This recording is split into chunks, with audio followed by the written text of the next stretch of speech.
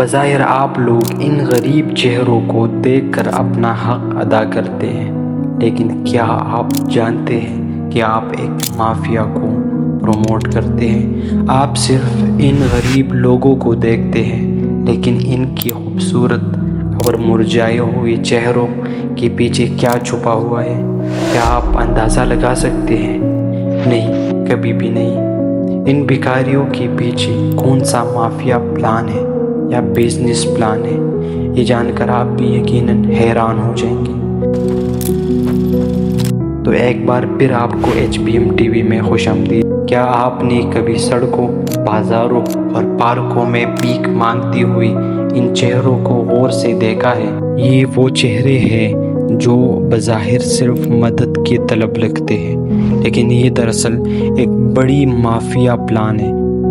یہ کہانی ہے 1998 کی، جب ایک سادہ غریب مگر محنتی نوجوان جس کا نام علی تھا، جو پاکستان کے ایک چھوٹی سی شہر میں رہتا تھا اور روزگار کی تلاش میں دوسری شہر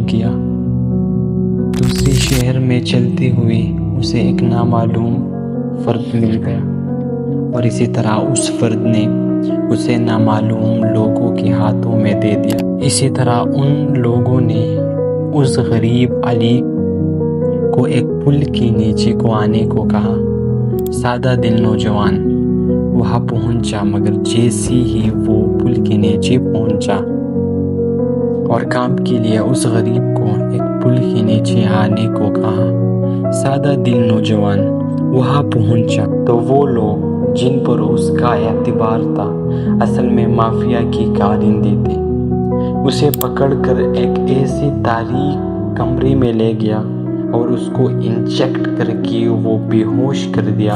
اسی طرح جب علی ہوش میں آیا تو اس کی زندگی ہمیشہ کے لیے بدل چکی تھی۔ ظلم کی ایسی داستانیں اس کے جسم پر لکھی جا چکی تھی جسے سن کر بھی روح کانپ جاتی ہے۔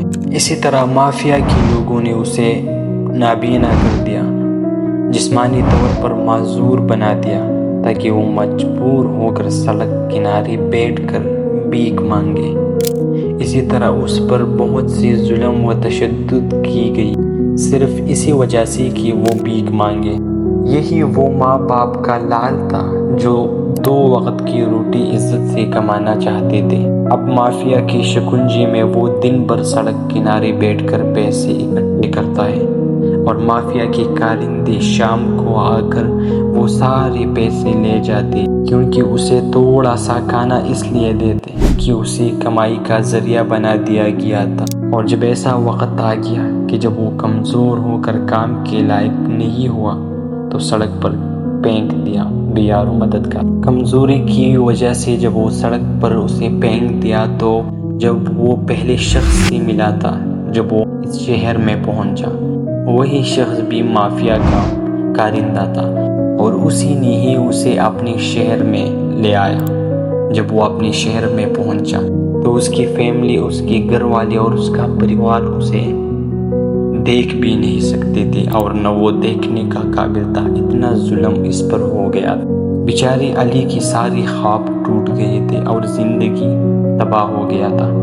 اسی طرح چند ہی دن بعد غربت کی وجہ سے وہ عاجز نوجوان اس دنیا سے رخصت ہو گیا۔ اس کے ساتھ ہی اس کی امیدیں، اس کا سب کچھ ختم ہو گیا۔ یہ صرف ایک کہانی نہیں بلکہ 1000 کہانیاں ہیں جو سڑک کنارے خاموش بیٹھی۔ میں دیکھ کر بھی ہم سے کچھ نہیں کہہ سکتے۔